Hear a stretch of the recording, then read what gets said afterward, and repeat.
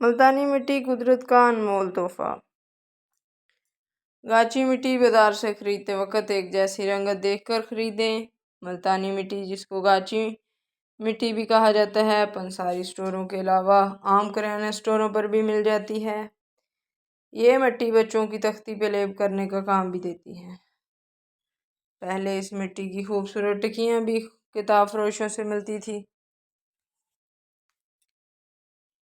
ملتانی مٹی سفید زردی مائل پرتدار مٹی ہے۔ ذائقہ قابل استعمال پھیکا ہوتا ہے۔ یہ مٹی عموماً خواتین بطور عادت کھاتی ہیں۔ اس کا مسلسل استعمال نقصان کا باعث بنتا ہے۔ حاملہ خواتین اکثر اس کو چباتی رہتی ہیں۔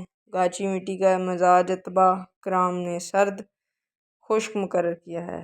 ماضی میں گاچی مٹی اونٹوں والے اونٹ کی کمر پہ لاد کر محلوں میں فروخت کرتے تھے۔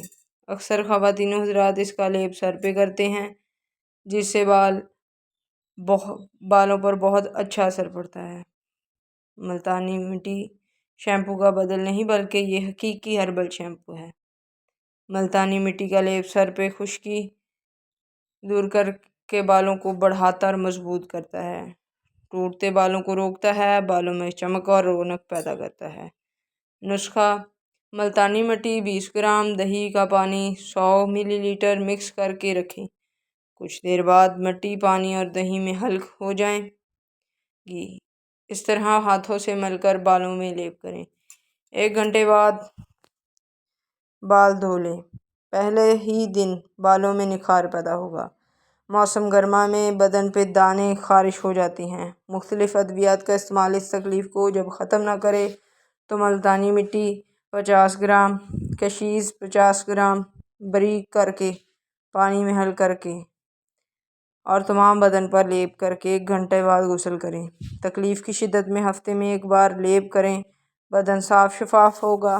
برسات کے موسم میں بدن پر شدید خارش، کھجلی اور جلن ہوتی ہے۔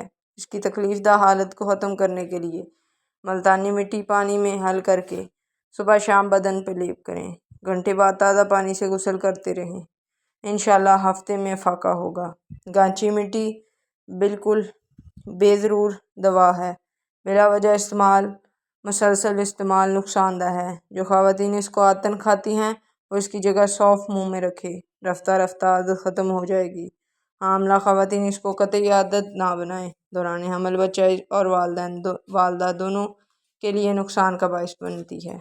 گاچی مٹی بازار سے خریدتے وقت ایک جیسی رنگت دیکھ کر خریدیں۔ ویڈیو اچھی لگی ہو تو لائک کریں، کمنٹ کریں اور شیئر کریں۔